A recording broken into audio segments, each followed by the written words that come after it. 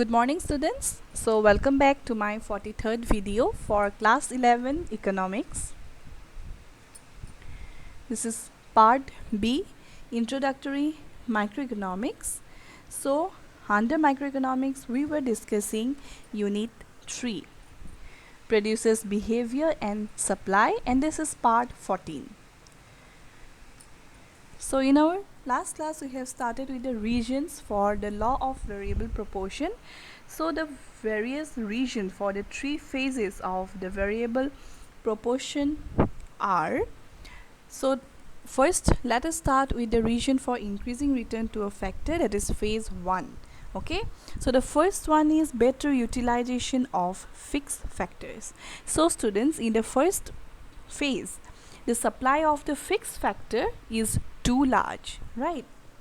Let us suppose there is a plot of land and one worker is employed there. Okay, so it is the fixed factor is very large compared to the variable factor, so the fixed factor is not fully utilized. So when variable factor are increased and combined with the fixed factor, then fixed factor is better utilized. Okay, and thus the output increases at the increasing rate.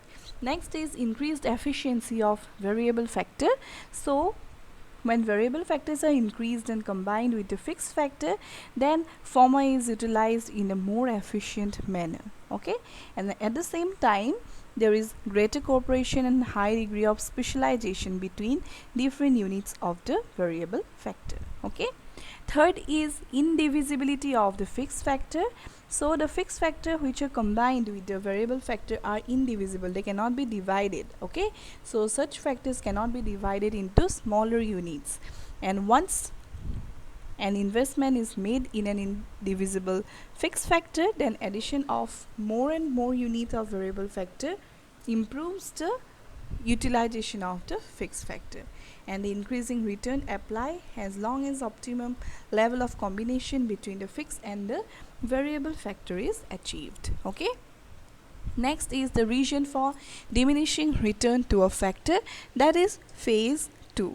Okay,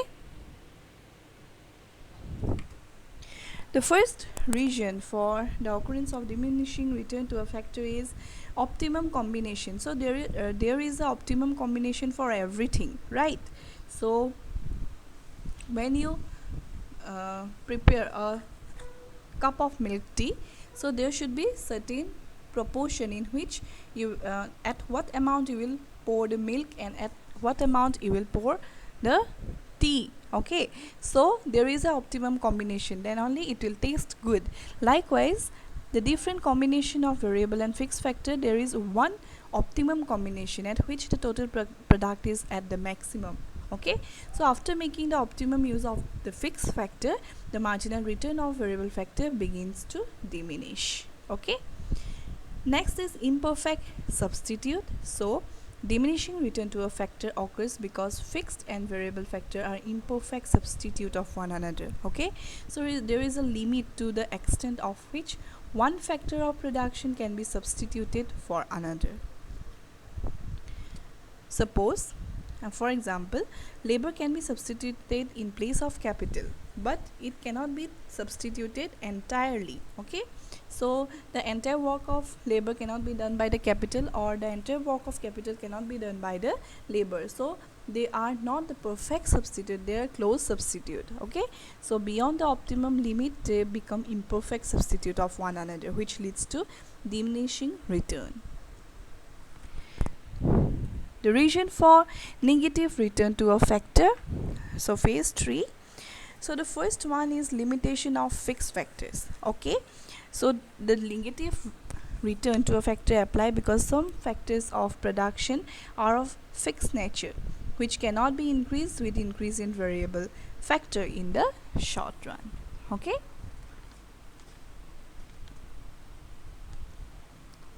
next is poor coordination between variable factor and fixed factor. So students, when variable factor becomes too excessive in relation to fixed factor, then they obstruct each other, and as a result it leads to poor coordination between variable factor and fixed factor, and total output falls instead of rising.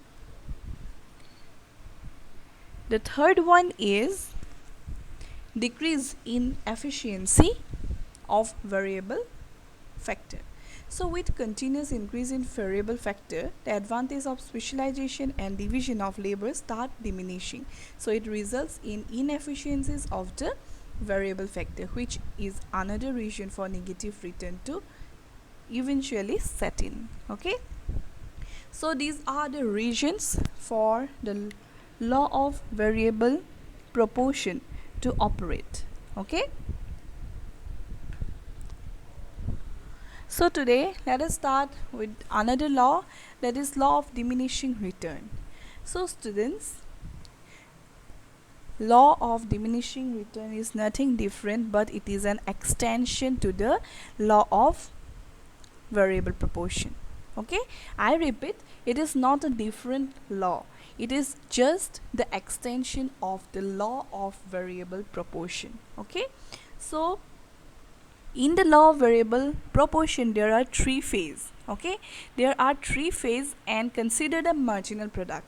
Okay, if we consider the marginal product only in the three phase, in the first phase the marginal product, what happens? It increases. Okay, in the second phase it decreases, and in the third phase it becomes negative.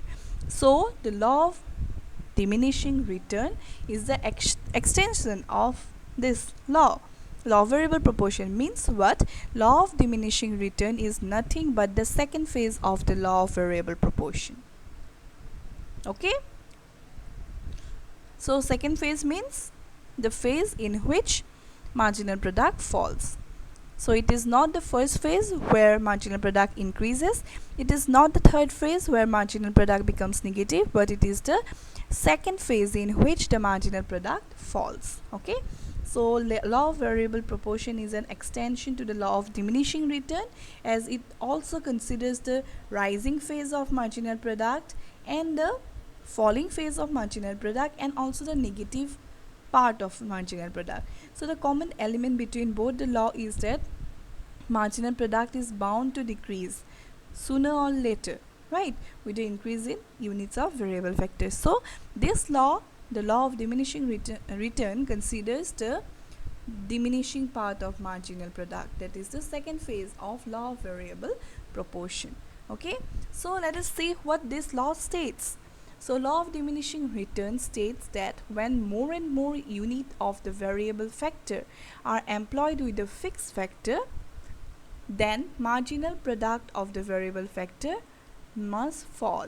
Okay, so this means that marginal return diminish when proportion between variable factor and fixed factor increase beyond a point. So at first when you employ more and more amount of variable factor, then marginal product will increase, but after a certain point, after the optimum combination between variable factor and fixed factor, marginal product will decrease, right?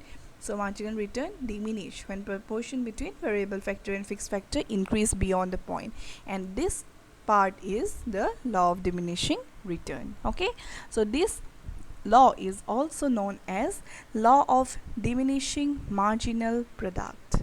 Okay,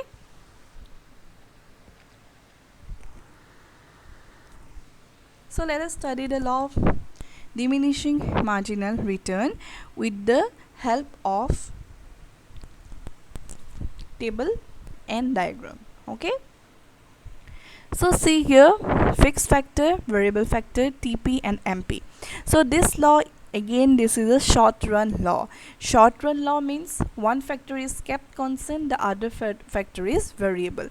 So the fixed factor is 1 1 1 1 1. So fixed factor, let us consider it as length, so it remains fixed at 1. Variable factor, it increases from 1 to 2 to 3 to 4 to 5. So more and more units of variable factors are employed, right? Then comes TP, total product. So total product, first it is increasing from 12 to 22, then from 22 to 30, then 30 to 36, then 36 to 40. And marginal product on the other hand, it is diminishing, right? So here we have considered only the second phase of law of variable proportion. The phase in which marginal product decreases. So marginal product here, it decreases from 12, then 10, 8, 6, 4. Okay, so this much for today. So please go through what we have discussed, students. We have discussed about the reasons for law of variable proportion, the reason for increasing return to a factor. First phase, the reasons are better utilization of fixed factor, increased efficiency of variable factor, the indivisibility of fixed factor. Reason for diminishing return to a factor, phase 2, optimum combination of factors, imperfect substitutes. Reasons for negative return to a factor, phase 3, limitation of fixed factor, poor coordination between variable and fixed factor, decrease in efficiency of variable factor. Then he started with the law of diminishing return, its statement, and that this law is also called the law of diminishing marginal product. And then we have discussed this table. Okay, so please go through here. Okay, if you have any doubt, please let me know. Thank you.